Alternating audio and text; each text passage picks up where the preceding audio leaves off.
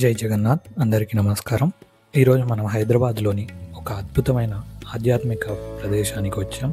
అదే బొల్లారం రోడ్లో ఉన్న శ్రీ జగన్నాథ స్వామి దేవాలయం. ఈ ఆలయం పూరి జగన్నాథ ఆలయ నిర్మాణ శైలిని అనుసరించి తీర్చిదిద్దబడి ఒక ప్రాంగణంలో అనేక దేవాలయాలు ఉండటం దీని ప్రత్యేకత. ఇక ఆలయ యాత్రను మనం కలిసి ప్రారంభిద్దాం. ఇదిగో మనకు మొదటిగా దర్శనమిచ్చేది ఆలయ ముఖద్వారం. గంభీరంగా వైభవంగా ఉన్న ఈ ద్వారం లోపలికి అడుగు పెట్టగానే భక్తులందరికీ ఒక ఆధ్యాత్మిక శాంతిని ఇస్తుంది.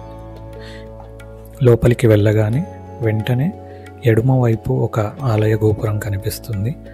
దాని లోపల శ్రీ శివుడి ఆలయం ఉంటుంది. కుడివైపు చూస్తే కనిపించే వినాయక ఆలయం మనస్సును ఆశ్చర్యపరుస్తుంది. అక్కడ ఉన్న వినాయక స్వామి విగ్రహం చాలా పెద్దదిగా వైభవంగా ఉంటుంది. చూసిన వెంటనే ఒక వావ్ ఫీలింగ్ కలుగుతుంది. ఆలయం గోడలపై కనిపించే అద్భుతమైన శిల్పాలు కూడా చాలా ఆకర్షణీయంగా ఉంటాయి. శివాలయం ఎదురుగా శ్రీ దుర్గా అమ్మవారి ఆలయం దర్శించుకోవచ్చు. ఆమె ప్రతిమ ముందు నిలబడితే ఒకవైపు శక్తి, మరోవైపు తల్లి ప్రేమ కలిసి భక్తిని కదిలించేలా ఉంటుంది. నిజంగా ఆమె దివ్య రూపం భక్తులందరికీ ధైర్యాన్ని ప్రసాదిస్తుంది. ఇక ప్రధాన జగన్నాథ ఆలయాన్ని చూస్తే గోపురం పైభాగంలో మీరు విష్ణువు వివిధ అవతారాలను దర్శించుకోవచ్చు. ఉదాహరణకు నరసింహస్వామి, వామనుడు వంటి విగ్రహాలు ఇక్కడ మనం చూడొచ్చు.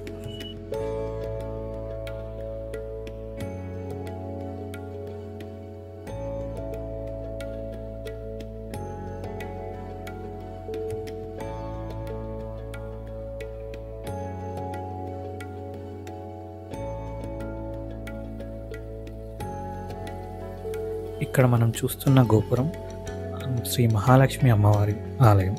ఆమె దివ్యమూర్తి మనకు ఒకవైపు శాంతిని, మరోవైపు ఆనందాన్ని ఒకేసారి కలిగిస్తాయి.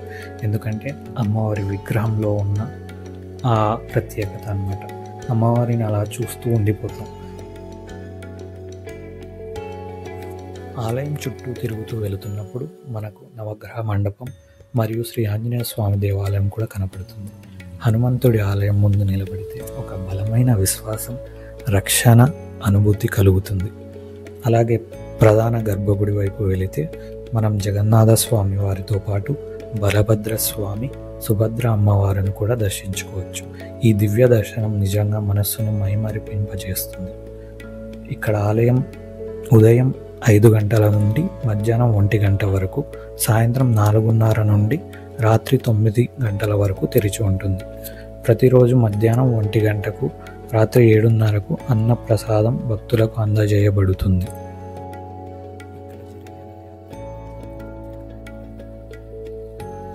ఇదేనండి మన హైదరాబాద్లోని జగన్నాథ స్వామి ఆలయం. మీకు కుదిరితే తప్పకుండా వెళ్ళి ఒకసారి దర్శించుకోండి.